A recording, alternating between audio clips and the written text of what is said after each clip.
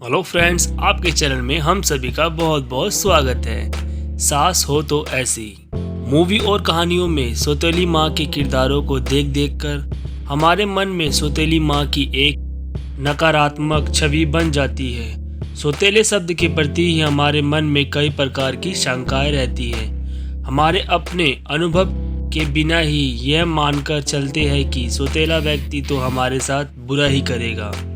सुमन के साथ भी कुछ ऐसा ही हुआ था। शादी तय हो गई थी, घर परिवार और लड़का सब बढ़िया था। 2 महीने बाद शादी की डेट तय हो गई थी। दोनों ही परिवार जोर शोर से शादी की तैयारियों में लग रहे थे। शादी के 15 दिन पहले ही सुमन अपने पापा के पास पहुंच गई और कहा कि मैंने आप पर कितना भरोसा किया था।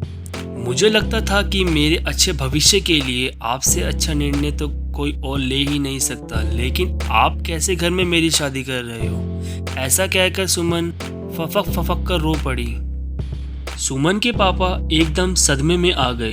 शादी की सब तैयारियां हो गई है और एकदम से इस लड़की को क्या हो गया? उन्होंने प्यार से पूछा, बेटा ऐसा क्या हो गया? लड़का तो तुमसे मिला भी था और तुम्हें पसंद भी था, तभी तो आगे बात बढ़ाई थी। आपने मुझसे इतनी बड़ी बात कैसे छुपाई? सुमन ने सिसकते हुए बोला, तुमसे तो मैंने कुछ भी नहीं छुपाया। जितना हमें पता था उतना सब तो तुम्हें बताया ही था। पापा दुखी भी थे और उदास भी हो रहे थे। मेरी सास रितेश की सौतेली माँ है, सगी माँ नहीं। सास, वह भी ऊपर से सौतेली? मेरी तो जिंदगी नर्क हो जाएगी। सुमन ने कहा, बेटा तुम समधन जी से मिली तो हो, हमेशा तुमसे कितना अच्छा व्यवहार करती है। अपने पूर्वाग्रहों के आधार पर किसी के साथ रहे बिना उसके बारे में कोई राय मत बनाओ, पापा ने समझाया। वही तो पापा, थोड़ी देर तो दिखावा भी कर सकती है। उसके साथ रहने पर तो मेरी जिंदगी नर्क ही बन जाएगी। खेती करके देखने से ही पता चलता है कि वह कितनी मेहनत का काम है। दूर से तो सब चंगा ही चंगा दिखता है, सुमन ने कहा। सुमन के पापा अपने समधन के स्वभाव को लेकर बिल्कुल अनजान थे, इसलिए उन्होंने कहा, देखो अगर तुम्हारा उनके साथ रहना संभव ना हो तो तुम और रितेश अलग भी रह सकते हो। तुम्हें अलग थोड़ी सी परेशानी हुई तो मैं खुद रितेश और समधन जी से बात करूंगा। सुमन को रितेश पसंद भी बहुत था, इसलिए उसने पापा की बात मान ली।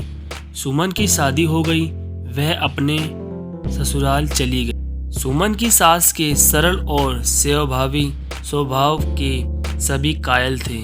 सुमन को भी जल्दी ही समझ आ गया कि वह जैसा सोचती थी उसकी सास, सौतेली सास, वैसी बिल्कुल भी नहीं थी।